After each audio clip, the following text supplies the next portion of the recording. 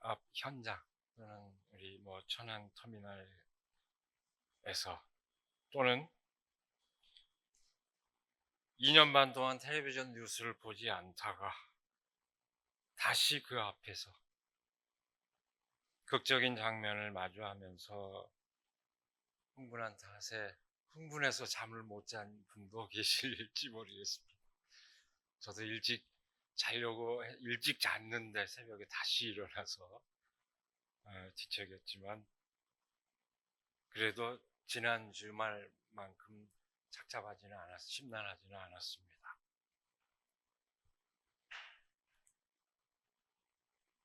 지난 열흘 남짓 동안 우리는 국가의 통치자가 권력을 위임해준 국민의 뜻을 거슬러서 잘못을 저질렀을 때 어떤 혼란과 고통을 이야기하는지 똑똑히 지켜봤습니다.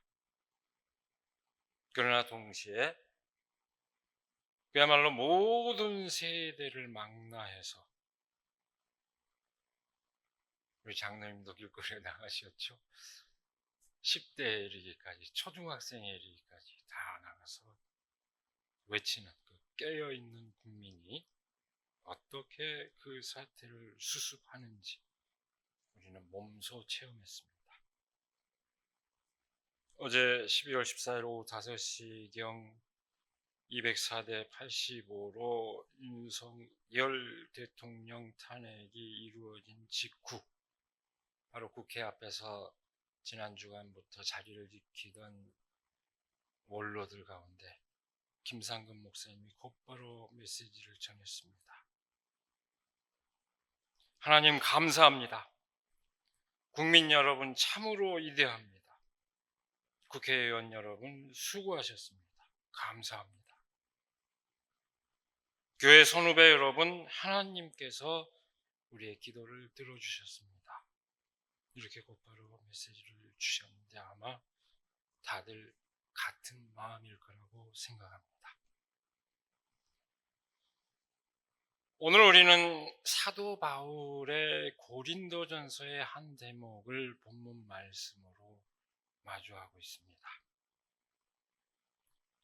교회 공동체 안에서 벌어진 일을 유념하고 있지만 어떤 공동체이든 그 안에서 맡겨진 사명을 감당하는 이의 책임적 태도와 공동체를 구성하는 사람들의 상호 관계를 일깨워주는 아주 의미심장한 말씀입니다.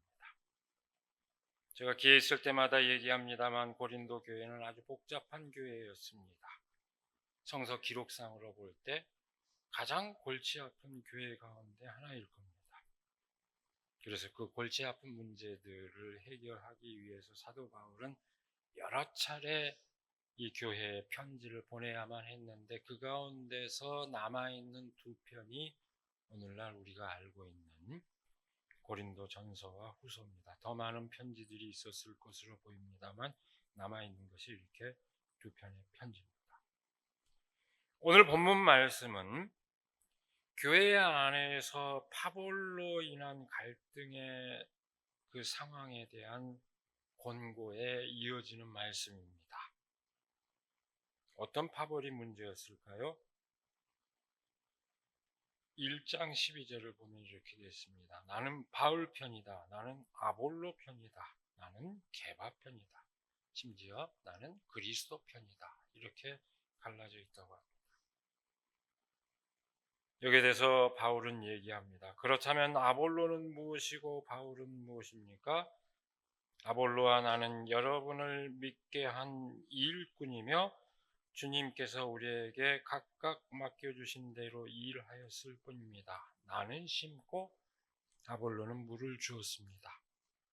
그러나 하나님께서 자라게 하셨습니다. 그러므로 심는 사람이나 물 주는 사람은 아무것도 아니요 자라게 하시는 분은 하나님이십니다. 심는 사람과 물 주는 사람은 하나이며 그들은 각각 수고한 만큼 자기의 삭슬을 받을 것입니다. 이렇게 얘기합니다. 하나님에 대한 믿음보다 지도자에 따라 이렇게 저렇게 갈려있는 교회 공동체 상황을 두고 말한 것입니다. 이 말씀에 덧붙여 그리스도인의 공동체를 하나님의 아름답고 풍요로운 농원과 건축물에 비유를 하고 있습니다. 그리고 그 말씀에 이어서 오늘 본문 말씀이 이어집니다. 오늘 우리가 함께 나눈 이 본문 말씀은 그리스도의 일꾼으로서 신실성을 말하고 있습니다. 이 대목에서 바울은 고린도 교회의 분열과 갈등이 사도적 지도자들과의 그 관계에서 비롯되었다는 것을 유념하면서 이야기를 풀어갑니다. 바로 앞에서 지도자들은 공동체에 속하고 나아가 그리스도와 하나님에게 속해 있다고 그랬습니다. 여기서 바울은 바로 그 사실을 다시금 강조합니다. 그리고 그 의미를 더 구체적으로 말하고 있습니다. 그리스도의 일꾼이요 관리인으로 봐달라고 합니다. 일꾼은 종이라는 말로 바꿔도 좋습니다. 일꾼과 이 관리인은 사실은 같은 의미입니다. 다만 하나님의 비밀을 맡았다고 밝히면서 일꾼보다는 책임을 맡았다는 의미를 지닌 관리인이라는 말로 다시 강조하고 있을 뿐입니다. 바울은 그 지도자들을 단수가 아니라 복수로 얘기하고 있습니다. 자신뿐만 아니라 아볼로를, 아마도 초기 교회에서 굉장한 경합 관계에 있었을 것으로 예상되는 그 아볼로를 유념하고 있는 것입니다. 의식하고 있습니다. 이 대목에서 베드로까지 의식했을까요? 아마 그랬는지 안 했는지는 논란의 여지가 있습니다만은 따져볼 일입니다만은 적어도 바울이 이 말을 하는 순간 베드로를 의식하고 있었을 가능성도 많이 있고, 어쨌든 바울 이후의 상황에서 이 이야기는 모든 공동체 그 지도자들에게 적용될 수 있다는 것은 두말할 것 없습니다. 어쨌든 바울은 공동체의 지도자들이 그리스도의 일꾼이요 관리인인 만큼 그 관리인에게 요구되는 것은 일을 맡겨준 분에 대한 신실성이라는 것을 역설합니다. 이것이 아주 중요한 초점입니다. 그리스도께서, 나아가 하나님께서 맡겨준 일을 감당하는 것이 중요하지 지도자들의 그 밖에 어떤 요인이 중요한 것은 아니라는 이야기입니다. 그 지도자들을 평가하는 기준은 맡겨진 일을 얼마만큼 신실하게 감당하느냐 하는 점에서 평가되어야 한다는 것을 뜻합니다. 이것은 지도자를 우상화해서는 안 된다는 의미이고, 동시에 특정한 인간적인 그 지도자에 편향되어 있는 사람들의 각자의 그 의견을 절대시해서는 안 된다는 그런 뜻을 지니고 있습니다. 바울은 공동체의 지도자로서 자신이 어떤 삶을 지향하고 있는지 아주 분명하게 말합니다. 오직 하나님에 의해 평가되는 삶입니다. 바울은 자신이 고린도 교회 사람들에 의해서나 아니면 다른 사람들에 의해서 평가되는 것을 중요치 않게 생각합니다. 뿐만 아니라 자기 스스로 판단하는 것도 삼간다고 말합니다. 임의적 판단을 삼간다는 그런 뜻입니다. 그러나 사실 본문을 잘 들여다보면 곧바로 이어서 바울은 자기 스스로 판단하는 것을 전적으로 유보하고 있는 것은 아닙니다. 살짝 내비치고 있습니다. 자신은 양심에 비춰서 거리낌이 없다, 적어도 당당하다고 이렇게 얘기를 합니다. 하지만 바울이 여기서 강조하는 초점은 설령 자신이 스스로 거리낌 없다고 판단할 때조차도 자신의 양심에 의해서가 아니라 최종적으로 심판하시는 주님의 뜻에 비추어 본다는 것입니다. 여러분, 사실 이 바울의 이 주장은 굉장히 상당히 복잡한 문제를 제기할 수도 있습니다. 사람이 살아가면서 매 순간 판단하는 것 자체를 중단해야 한다는 이야기인가? 또는 양심에 따라 판단하는 것이 부질없다는 이야기인가 하는 문제를 이야기합니다. 그 자체가 전적으로 무모하다고 보는 것은 어불성설일 것입니다. 다만 바울이 여기서 강조하는 것은 궁극적인 판단의 차원과 관련되어 있습니다. 우리는 어떤 사람에 대해서 또는 어떤 일에 대해서 이런 판단을 할 수 있고, 그때 우리는 저마다 양심에 따라서 그렇게 할 수 있습니다. 그러나 그것을 절대화해서는 안 됩니다. 이 주장을, 사도 바울의 이 주장을 우리가 그렇게 이해할 때 우리는 이 말씀의 본뜻에 다가서 있다고 할 수 있습니다. 바울은 자신의 양심에 따라 스스로가 거리낌 없다고 느끼는 것조차도 전적으로 자신의 양심에 의해서가 아니라 궁극적으로 자신을 판단하는 주님의 뜻에 대한 신실성에 의해서 확증될 수 있다, 이렇게 말하고 있는 셈입니다. 이렇게 해도 여전히 우리에게는 문제가 남습니다. 그 신실성을 어떻게 확증할 수 있는지 여전히 우리에게는 숙제가 됩니다. 그것마저도 하나님에 의해서 판단된다고 하지만 그것마저도 결국 우리의 내면 세계 안에서 벌어지는 어떤 주관적인 것 아니겠느냐 하는 의문을 제기할 수밖에 없습니다. 바울도 그 점을 의식하였을 것입니다.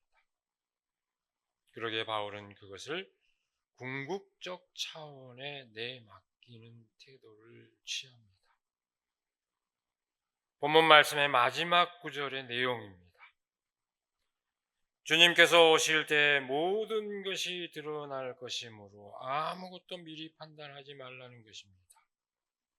이것은 다시 한번 확인하지만 매 순간 어떤 판단을 내리며 살아가야 하는 사람들의, 그 인간들의 실존 자체를 부정하는 의미는 아닙니다. 그렇게 부정하는 것이라기보다는 매 순간의 판단을 절대화해서는 안 된다는 것을 말합니다.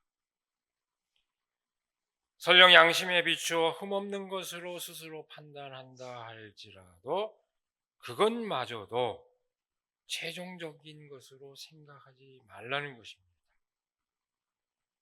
여기서 바울은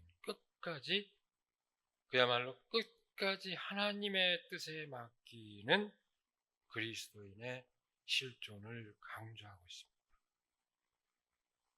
그리스도께서 오실 때까지 마지막 순간까지 자신의 판단과 입장을 최종적인 것으로 여겨서는 안 된다는 것입니다. 매 순간 판단하는 것을 중지하라는 뜻이 아니라 궁극적 판단의 여지를 남겨두어야 한다는 이야기입니다. 다시 말해서 그것은 매 순간의 판단을 유보하는 것이 아니라 매 순간의 판단이 나의 판단의 범위를 넘어선 가치 기준에 부합하도록 해야 한다는 이야기입니다. 더 쉬운 말로 얘기할까요? 내가 매 순간 판단하지만 모든 사람의 공통의 가치 기준에 부합할 수 있는, 거기에 비춰서 다시 되돌아보라는 얘기입니다. 공통의 사회적 가치 기준이 뭐냐? 우리가 마땅히 모든 인간에게 유익을 주는 어떤 가치 기준이 뭐냐? 늘 판단하라는 얘기입니다. 그리스도인은 그렇게 겸허히 하늘의 음성을 들을 수 있어야 한다. 이것을 오늘 말씀에서 강조하고 있는 것입니다. 여러분, 이 말이 어려운 것 같지만 사실 사도 바울이 얘기하고 있는 이 이야기는 우리 그리스도인에게 너무 평범한 말씀입니다. 그러나 동시에 너무나 빈번히 오용되고 있는 말씀이기도 합니다. 평범하다는 건 어떤 의미입니까? 아주 오랫동안 교회에서 강조되어 왔습니다. 그러기에 우리에게 아주 익숙한 말씀입니다. 오용된다는 것은 뭘 뜻합니까? 이 말씀이 함축하는 뜻과는 정반대로 특정한 입장을 정당화하는 논거가 되어 왔기 때문입니다. 숱하게 그렇게 오용되어 왔습니다.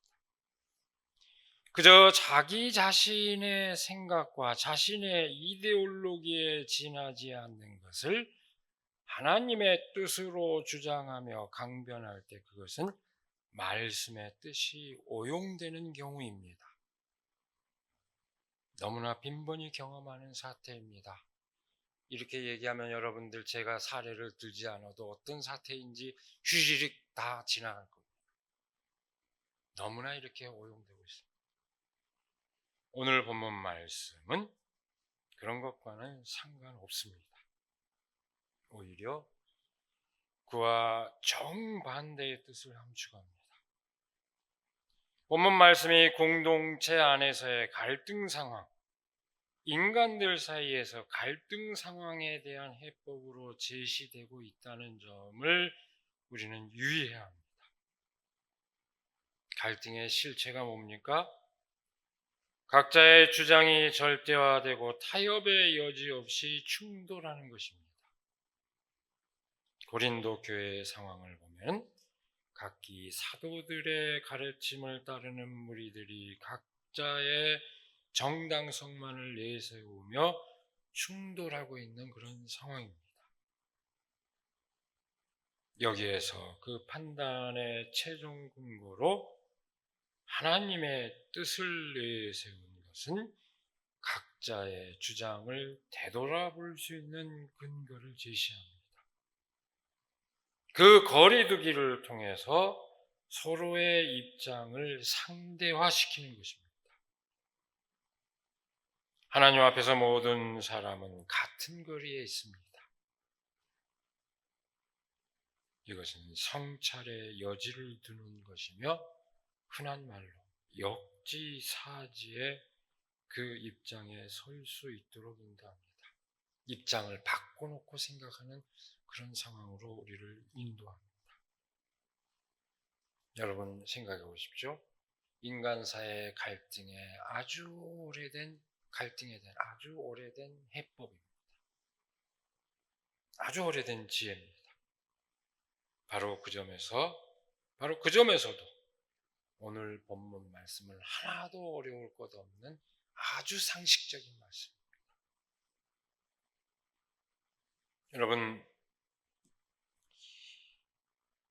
어떤 공동체 안에서 어떤 사명을 맡은 또는 어떤 권한을 위임받은 자의 책임의 문제, 그것도 갈등이 있는 그런 공동체 안에서 특히나 그 지도자들에 의해서 그런 갈등이 일어났을 때 이 문제를 어떻게 해결할 것이냐 하는 것은 2000년 교회사의 역사에서 아주 오래된 과제 가운데 하나였습니다. 교회가 고심했던 문제는 오늘날 정치 사회에서 일반적으로 받아들여지고 있는 헌정주의를 자극하는 결과를 가져왔습니다. 제가 긴 역사를 말하지 못합니다만은 그 교회가 고심한 결과가 오늘날 헌정주의 국가로 이어지게 됐습니다.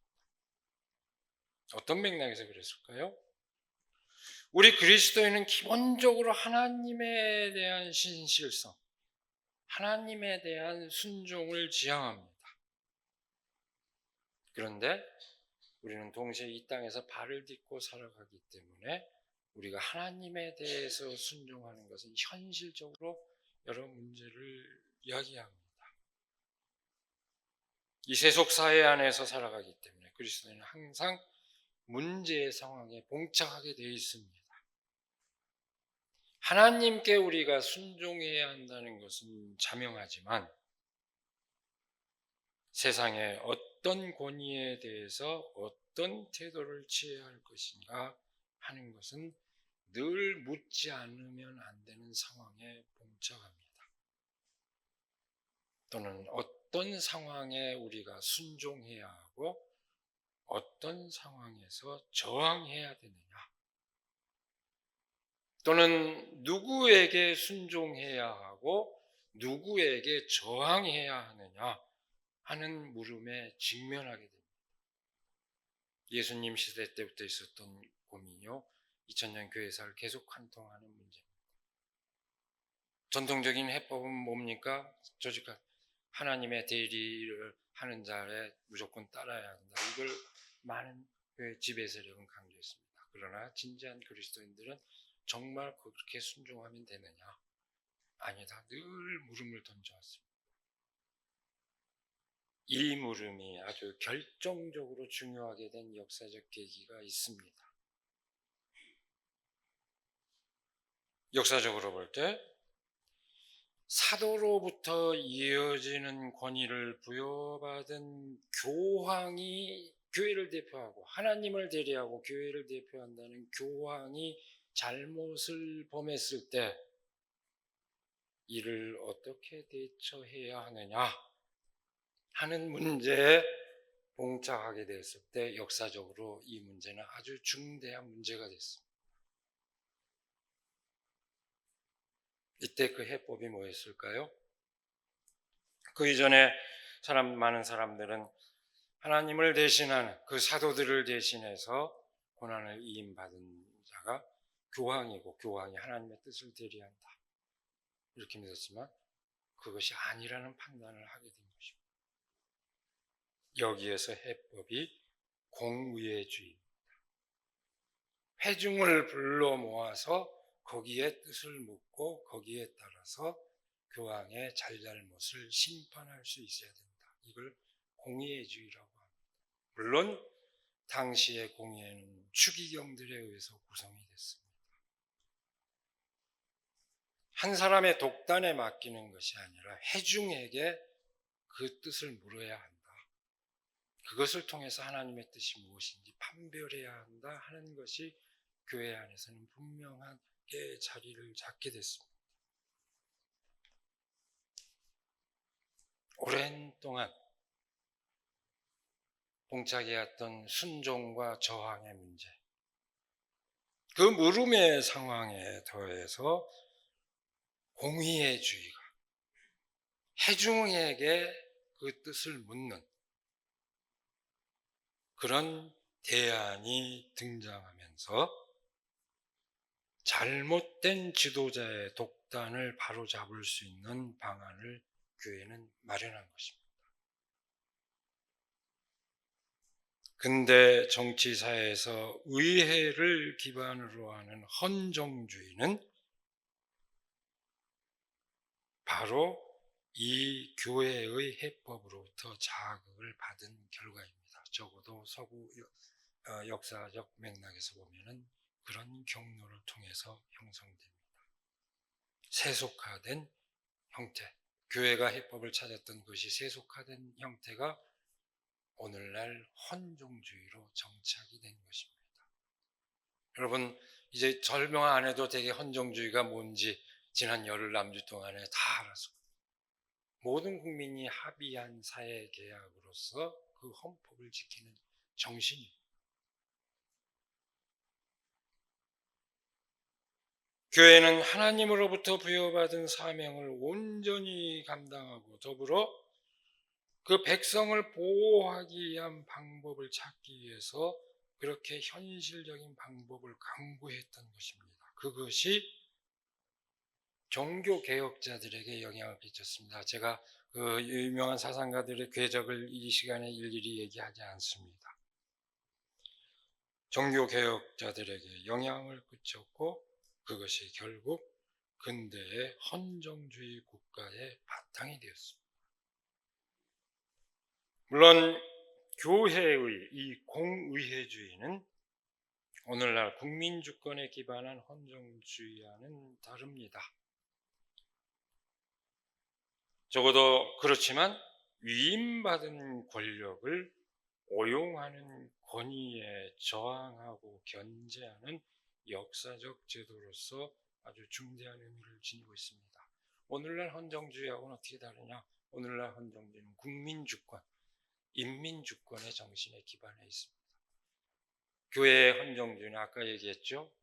그 해증은 추기경들로 모아집니다. 그런 점에서 저 밑바닥까지 내려가지는 않았습니다. 그러나 이 문제를 공동체가 판단해야 된다, 이런 인식은 인민주권, 국민주권으로 넘어가게 하는 굉장히 중요한 상식으로 만드는데 중대한 기여를 하는 것입니다. 혼자의 독단으로 하나님의 뜻을 대리할 수 없다. 모든 공통의 의지를 확인할 수 있는 길을 찾아야 한다. 이 길을 열어준 것입니다. 오늘 민주공화국 대한민국이 위기에 처하여 평범한 사람들의 그 일상생활이 침해받고 불안과 고통을 겪어야만 했던 이유가 무엇입니까? 나라를 지키고 국민의 안전을 보장하도록 위임을 받은 대통령이 자신의 권력을 지키기 위해서 국민에게 총구를 들이대고 참남한 일을 저질렀기 때문입니다. 공통의 약속, 공통의 사회계약인 그 헌정체제를 파괴했기 때문입니다. 내란 수괴다 하는 것은 단순히 정치적 공세에 따른 구호가 아닙니다. 이건 명명백백한 범죄를 저지른 자에 대한 마땅한 이름입니다. 내란 수괴에 맞습니다. 그간 권력을 쥐고 저지른 악행도 몸소리칠 일인데 헌정을 파괴하는 중대 범죄를 저질러 놓고도 일말의 반성도 없이 버티는 자의 모습이 얼마나 완악하고 추악합니까? 얼마나 구질구질합니까? 21세기 그야말로 이 발랄한 대한민국에서 도대체 가능한 일이라고 상상이라도 해봤습니까?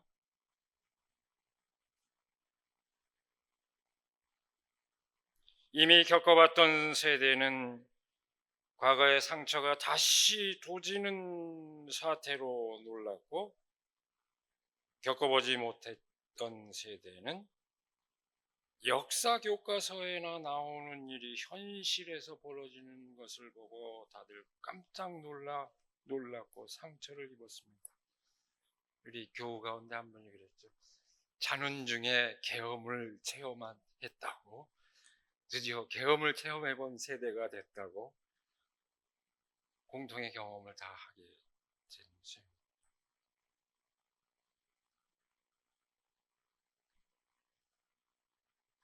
그 칙칙한 인간을 우리의 발랄한 세대들은 더더욱 용인하지 못합니다. 그래서 학생들이 나서는 거 아닙니까? 아니 고3보다도 삼권분립을 대통령이 모르면 어떡합니까?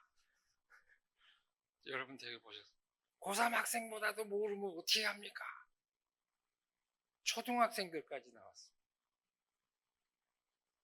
그리고 그 현장에서 울려 퍼지는 노래라 몸짓 다 이 발랄한 젊은 세대들은 도저히 더더욱요.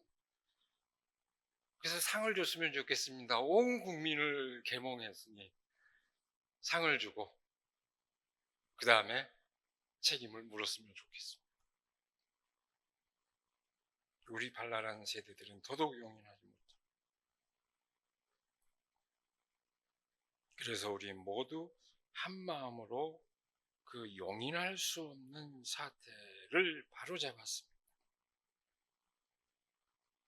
이제 첫 걸음일 뿐입니다. 그가 드리운 어두운 그림자가 완전히 걷히기까지 얼마나 더 인내해야 할지 우리는 경각심을 떨칠 수 없지만 짧은 열흘 남짓 동안 벌어진 놀라운 역사를 보며 우리 모두 희망의 등불을 꺼트리지 않고 굳건하게 지키기를 바랍니다.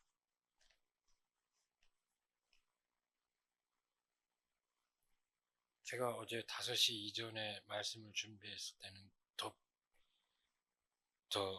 비장하게 말씀을 준비하는데 이번 주도 다시 바꿨습니다.